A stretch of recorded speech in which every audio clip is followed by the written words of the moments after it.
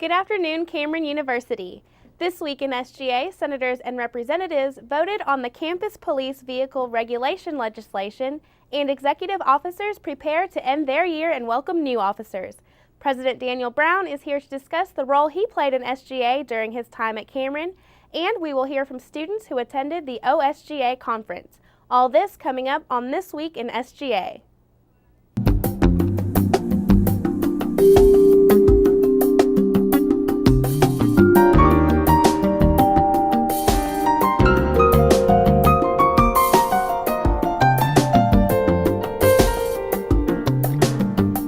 This week in SGA, senators and representatives voted in favor of the campus police vehicle regulation legislation.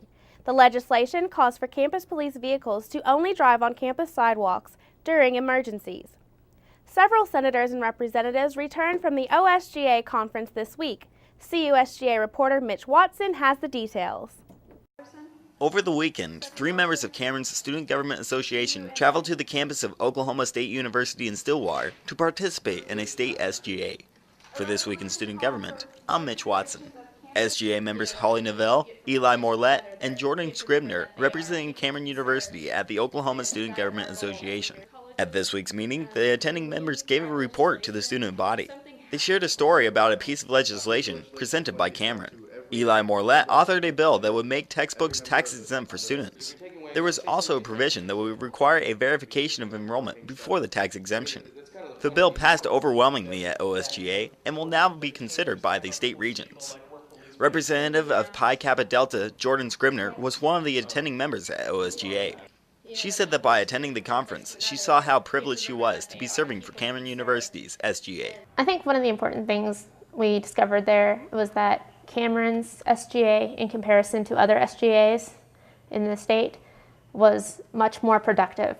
Other SGAs in the state of Oklahoma used their bills and resolutions to access money for certain groups, whereas ours enacted change on campus.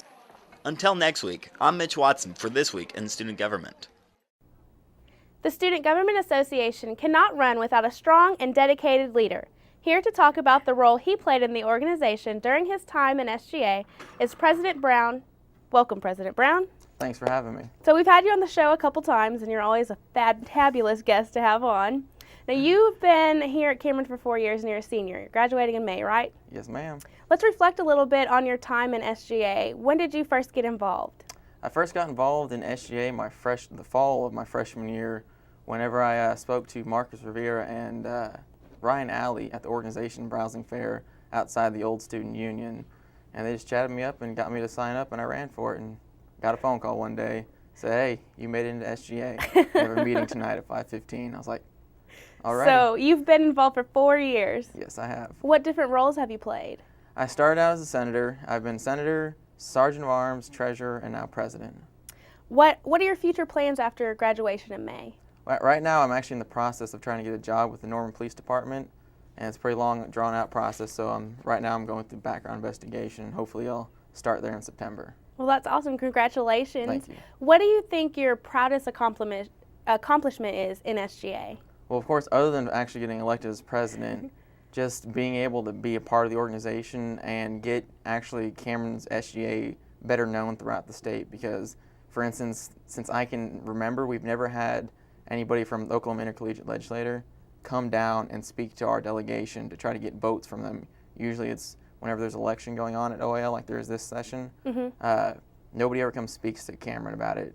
Last night after SGA, we actually had 3 people that are running come down to speak to our delegation, and I still have a few more that are wanting to come down to speak to Cameron about it. So I'm proud that we're actually getting better known throughout the state and other SGAs throughout the state. That's awesome. So that conference is coming up then? Yes, April 14th through the 18th. And about how many senators and representatives go to that? This time I'm taking the biggest group that I think I've taken. I'm taking 12 right now. Last semester I took 7 or 8 with me. This time I'm taking 12. I'm going to try, hopefully the next president will be able to take more and keep it going so that we become more of a powerhouse at the OIL conference. Now, you had some senators and representatives return from OSGA, and now you're going to OIL. What is the difference between those two conferences? OSGA is the Oklahoma Student Government Association. what they mainly deal with is when they write resolutions and legislation that goes through their body, it's more of a suggestion that goes to the Oklahoma Board of Regents, higher education, and it deals mainly with higher education issues. OIL, on the other hand, is a statewide thing for basically the voice of college students, where it's anything ranging from tax-free textbooks to gun policies, just any kind of thing that involves student or their opinions, and it goes straight to the representatives and senators of Oklahoma. So OIL is a statewide thing that deals with state issues. OSGA is a higher education issue.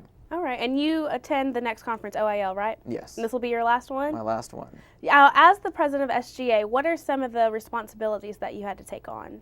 Well, for instance, of course, running the meetings, just getting people involved, all the background work, dealing with situations like getting prepared to go to OIL, getting people to go to OSGA, the different campus events where we have to have SGA represented there, just a lot of grunt work, a lot of paperwork, and getting SGA, just keeping it running. So elections for new officers are next week. How do you feel about that? Are you excited? Are you a little sad? Or what's going on? I'm excited for the fact that this year there will be more than one person running for, I believe, every position. When I last looked, we have at least 2 people running for each position. Okay. And which I'm excited about because that shows people are getting more interested in SGA again, because there was a little downturn where people lost interest in the organization, but it looks like it's back on the rise, which is exciting to me. So sad I'm going to be out of office, but I'm glad there's some excitement and interest in the organization again. Well, what's some advice that you would give the next president? Be organized. Be organized and manage your time. Right. So it's good advice. Sometimes just whenever you get something, make sure you put it in the spot where you remember going to put it, because I'm not going to lie, there have been times where I put some paperwork down, I did not remember where I put it, and I needed it the next day. Well, it takes a lot of work to be the president of such a large organization. And as you know, the new McMahon Centennial Conference Complex opened this week, unofficially. But what does that mean for Student Government Association? For Student Government Association, I think it's an amazing opportunity for us, because for one, I like to consider the MAC as the hub of student life right now, because everything's there. The student activities suite is there. You got the food court, bookstore, the one-stop. Everything is centralized in that location. So that means there'll be more foot traffic for the SGA rather than being secluded in the old SAB, where not very many people went through. Now it's an easier access for the students. So I believe there'll be more participation. That's what I hope. That's exciting. So. It's a pretty big deal for every organization on campus, and I'm really excited that student government got an office in there, so it'll be interesting to see what happens in the coming years. Before this year is over, though, do you have anything left that SGA has to accomplish? Hopefully, there's been my piece of legislation that I've tried getting passed since I've been here, which is getting 24-hour visitation. I have a senator right now that's working on that, so it is going to come on the floor? It'll come to the floor hopefully this Monday, and we'll be able to get it through before the SGA is over for the year. So. Well, congratulations on everything you've accomplished during your time here, and we wish you the best of luck during the rest of the year. Thank you very much. Campaigning for executive offices will officially start on Wednesday, and elections will be held on April 6th and 7th in the McMahon Centennial Complex. Tune in next week to find out who your candidates are. That's all the time we have left today.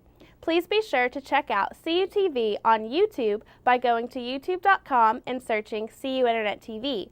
On behalf of everyone here at CUTV and for This Week in SGA, I'm Amanda Finch.